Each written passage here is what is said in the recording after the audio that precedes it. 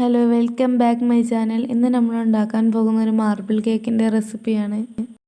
അതിന് വേണ്ടി ഒരു ബൗളെടുത്ത് അതിലേക്ക് 3 കപ്പ് മൈദ, 1 spoon baking powder, 1/2 spoon baking soda എന്നിവ ഇട്ട് നന്നായി തരിച്ചെടുക്കാം.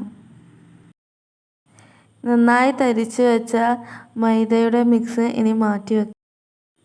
ഇനി ഒരു കേക്ക് ടിൻ എടുത്ത് അതിലേക്ക് അല്പം ഓയിൽ ഒഴിച്ച് നന്നായി തടവി കൊടുക്കാം. 1 സ്പൂൺ മൈദ ഇട്ട് നന്നായി തട്ടിയെടുക്കാം. ഇനി ഒരു ബൗൾ എടുത്ത് അതിലേക്ക് 4 മുട്ട പൊട്ടിച്ചൊഴിച്ച് കൊടുക്കാം.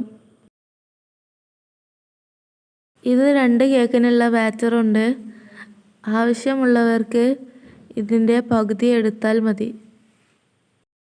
1 സ്പൂൺ വാനില എസൻസ് ഒഴിച്ച് നന്നായി അടിച്ചെടുക്കാം.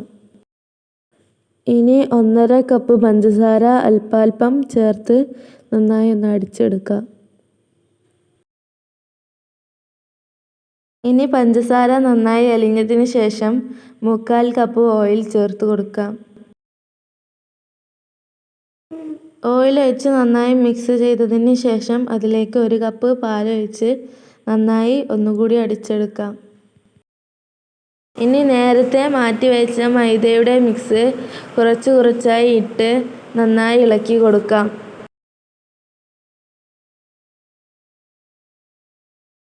നമ്മുടെ ബാറ്റർ ഇവിടെ റെഡിയായി വന്നിട്ടുണ്ട്.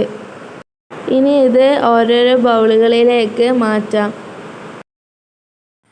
ഇനി അതിൽ ഒരു ബൗളിലേക്ക് 1/4 കപ്പ് കൊക്കോ പൗഡർ ചേർത്ത് നന്നായി മിക്സ് ചെയ്ത് കൊടുക്കാം.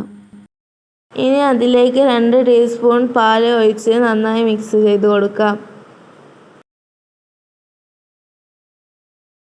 ഇനി മറ്റൊരു ബൗൾ എടുത്ത് അതിലേക്ക് സ്ട്രോബെറി എസൻസ് ഒഴിച്ച് കൊടുക്കാം.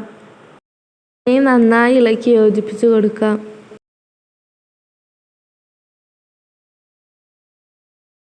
ഇനി മറ്റൊരു ബൗൾ എടുത്ത് അതിലേക്ക് പിസ്ത എസൻസ് ഒഴിച്ച് നന്നായി ഇളക്കി കൊടുക്കാം. ഇനി നമുക്ക് ഓവൻ സെറ്റപ്പ് ഉണ്ടാക്കിയെടുക്കാം.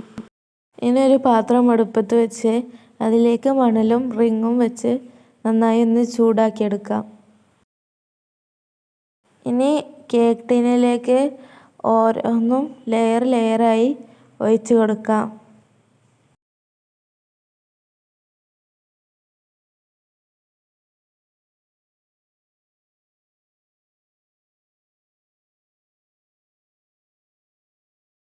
ഇനി ഒരു ടൂത്ത് പിക്ക് എടുത്ത് ഇതുപോലെ വരച്ച് കൊടുക്കാം.